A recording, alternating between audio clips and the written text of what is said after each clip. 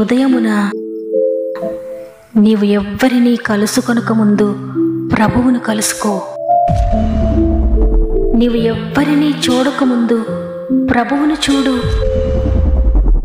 నీవు ఎవ్వరితో మాట్లాడకముందు ప్రభువుతో మాట్లాడు. నీవు దేనిని వెదకకముందు ఆయన రాజ్యమును నీతిని వెదకు.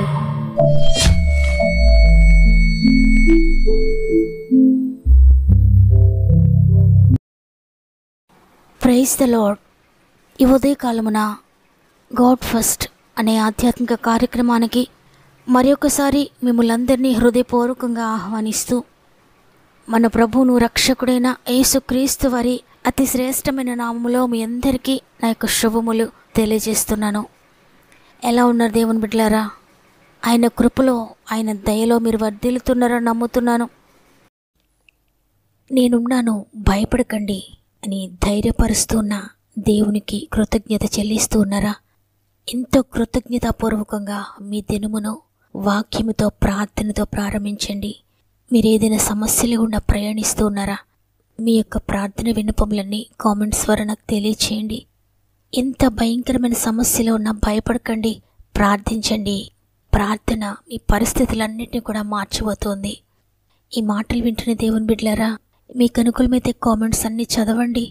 సమస్యల్లో ఉన్న వారందరి కొరకు మనం భారంతో ప్రార్థన చేద్దాం. దేవుని సహాయాన్ని పొందుకుందాం. ఈ వాక్యాన్ని మీరు మొదటిసారిగా వింటూ ఉన్నారా? మీ ఆత్మీయులందరికీ షేర్ చేయండి. దేవుని వాక్య పరిచర్యలో పాలిభాగస్తులుగా ఉన్న మిమ్మల్ని అందరినీ దేవుడు అత్యధికంగా దీవించి ఆశీర్వదించునుగాక. సమస్త మహిమ ఘనత దేవునికే చెల్లునుగాక. ఈరోజు దేవుడు మనతో మాట్లాడుతున్న మాట చూడండి. ఫిలిప్పీలకు వ్రాసిన పత్రిక 4వ అధ్యాయము 6వ వచనము. దేనిని గూర్చియు చింతపడకుడి, కానీ ప్రతి విషయములను ప్రార్థన విజ్ఞాపనల చేత కృతజ్ఞతాపూర్వకముగా మీ విన్నపములు దేవునికి తెలియచేయడి. ఆమేన్. చూడండి, దేనిని గురించి కూడా చింతపడకండి, ఏడవకండి. మీ చింత యావత్తు నా మీద వేయండి. నేను మిమ్మల్ని గురించి చింతిస్తూ ఉన్నాను, మీ భారాన్ని భరిస్తాను అని ప్రభు ఈరోజు వాగ్దానం చేస్తున్నారు. ఈ వాక్యాన్ని ఇంతకుముందు నేను మీతో పంచుకుని ఉన్నాను. అయితే ఈరోజు మాతో ఏం మాట్లాడతారయ్యా, నాతో మాట్లాడండి అయ్యా అని నేను ప్రభు సన్నిధిలో మోకరించినప్పుడు దేవుడి వాక్యాన్ని అనుగ్రహించారు. ఒకవేళ ఈ మాటలు వింటున్న మీరు చింతతో ఉన్నారా? గుండె బరువుతో మీ పరిస్థితులను భరించలేక కన్నీటితో ఉన్న మీతో దేవుడు మాట్లాడుతూ ఉన్నారు. దేనిని గురించి చింతపడకండి, కానీ ప్రతి విషయంలో ప్రార్థన విజ్ఞాపనల చేత కృతజ్ఞతాపూర్వకంగా మీ విన్నపములు తెలియచేయండి అని. సాధారణంగా కష్టం కలిగినప్పుడు ఏడుస్తూ కూర్చుంటాం. బాధ ఎవరితో పంచుకోవాలనుకుంటాం. దాని నుండి నేను ఎలా బయటపడాలి, నన్ను ఎవరు విడిపిస్తారని ఎవరి కోసమో వేటి కోసమో ఎదురు చూస్తూ ఉంటాం. అయితే ఇక్కడ ప్రభు ప్రతి విషయంలోనూ కూడా దేనిని గూర్చి చింతపడకండి, కృతజ్ఞతాపూర్వకంగా మీ విజ్ఞాపనలను దేవునికి తెలియచేయండి. అప్పుడు సమస్త జ్ఞానమునకు మించిన దేవుని సమాధానము యేసుక్రీస్తు వల్ల మీ హృదయములకును మీ తలంపులకును కావలి ఉండును. కన్నీటికి బదులుగా, చింతకు బదులుగా, దుఃఖానికి బదులుగా దేవుని సమాధానము మీకు, మీ కుటుంబాలకు కావలి ఉండాలి. మీరు చేసే ప్రతి పనిలో ఆయన సమాధానం ఉండాలి అంటే కృతజ్ఞతాపూర్వకంగా మీ విన్నపాలు దేవునికి తెలియచేయాలి. అంటే కృతజ్ఞత కలిగి ఉండాలి. సాధారణంగా దేవుడు నాకు ఏం చేశాడండి, ఆయన నా జీవితంలో ఏ కార్యం చేశాడు, ఆయన నాకేమిచ్చాడని నేను కృతజ్ఞత చెల్లించాలి. నేను ఎంత ప్రార్థించినా నా జీవితంలో ఏ కార్యము జరగలేదు. చిన్నతనం నుండి నేను కష్టాలు అనుభవిస్తూనే ఉన్నాను. అన్ని విషయాల్లో నేను శోధన గుండాన్ని ప్రయాణిస్తూ ఉన్నాను. నా జీవితంలో ఏ జయాన్ని చూడలేకపోయినంతవరకు నేను ఏ విధంగా ఆయనకు కృతజ్ఞత చెల్లించాలని అనుకుంటున్నారా? దేవుని బిడ్డలారా, ఒకసారి ఆలోచించండి. మీరు గుండె నిండా గాలి పీల్చుకోగలుగుతున్నారు అంటే దేవుని కృప కాదా? మీ ఆహారాన్ని మీరు తింటూ ఉన్నారంటే దేవుని కృప కాదా? మీరు ఆరోగ్యంగా పని చేసుకోగలుగుతున్నారు, నడవగలుగుతున్నారంటే ఇది కేవలము దేవుని కృపే కదా. పుట్టినప్పటి నుండి మనము దేవుడు ఉచితంగా ఇచ్చిన గాలిని పీల్చుకుంటూ ఉన్నాం, కానీ కృతజ్ఞత కలిగి ఉండలేదు ఇంతవరకు.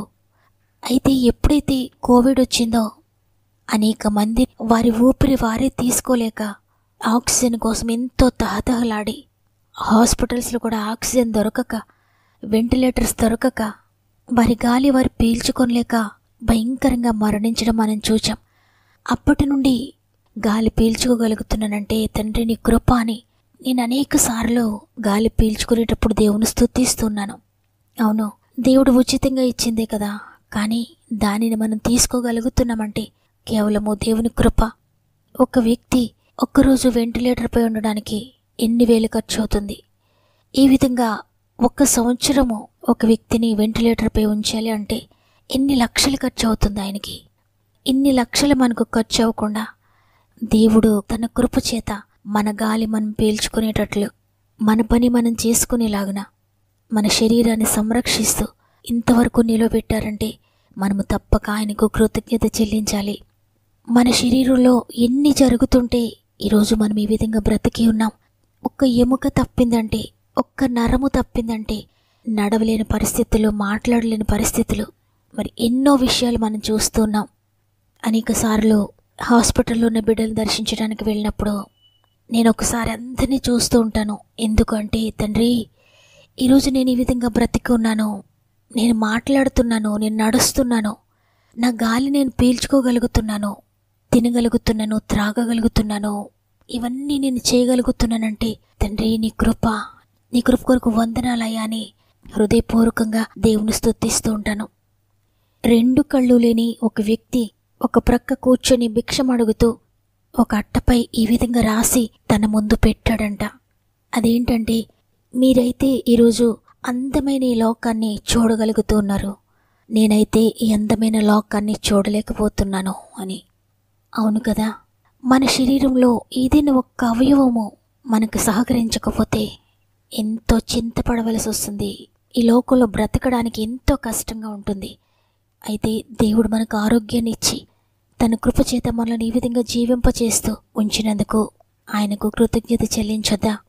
ఒకవేళ మీ జీవితంలో అనారోగ్యాలు ఉండొచ్చు, శ్రమలు ఉండొచ్చు, చింతపడాల్సిన విషయాలు అనేకమైన మీకు ఎదురవుతూనే ఉండొచ్చు. అయితే మీ చింత నా మీద వేయండి, మీ కొరకు నేను చింతిస్తున్నాను.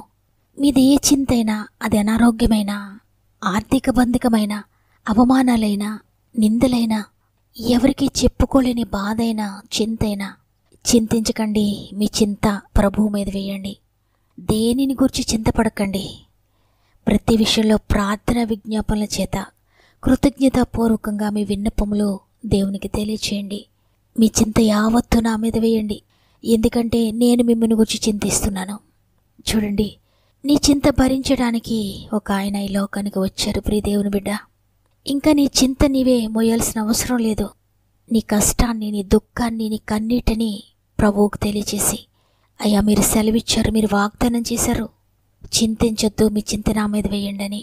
ఇదిగో నా చింత నీ మీద వేస్తున్నానని మీ ప్రతి చింతను ప్రభువుపై వేసి, ఆ విధంగా మీరు చింతించడం మాని కృతజ్ఞతాపూర్వకంగా మీరు ప్రార్థిస్తూ ఉన్నప్పుడు, ఇంతవరకు దేవుడు మీకు ఇచ్చిన దాన్ని బట్టి నేనేమై ఉన్నానో దేవుని కృప వల్లనే అయ్యున్నానని, మీరు ఏది కలిగి ఉన్నారో దానిని బట్టి దేవునికి కృతజ్ఞత చెల్లించి, ఇంతవరకు దేవుడు మీ జీవితంలో చేసిన కార్యములను బట్టి కృతజ్ఞత కలిగి ఆయనను స్తుతించి ఆయనను ఘనపరిచినప్పుడు మీ విషయంలో మీకు ఆటంకముగా ఉన్నవన్నీ కూడా ఆయన తొలగిస్తాడు, సమాధానాన్ని అనుగ్రహిస్తాడు.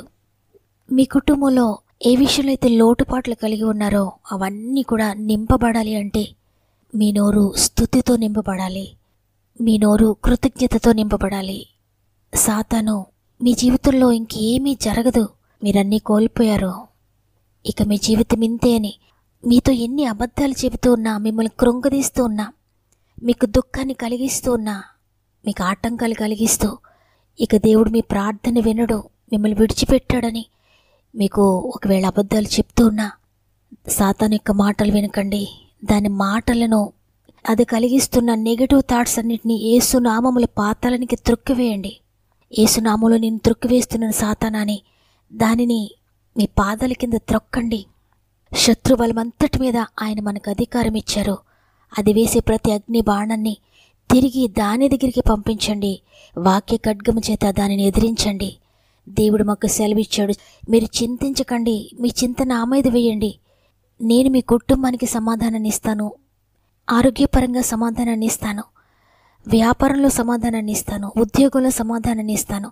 మీరు ఎక్కడైతే అసమాధానం కలిగి ఉన్నారో అన్ని విషయాలు మీకు సమాధానాన్ని అనుగ్రహిస్తానని దేవుడు మాకు వాగ్దానం చేశాడు. దేవుడు నాకు వాగ్దానం ఇచ్చారు కాబట్టి సాతాను అనేవి ఏమీ చేయలేవని సాతాను ఎదిరించండి. మీరు కలిగి ఉన్న దాన్ని బట్టి దేవునికి కృతజ్ఞత చెల్లించండి. కనీసం రోజుకు ఒక 10 సార్లైనా దేవునికి థ్యాంక్స్ చెప్పండి.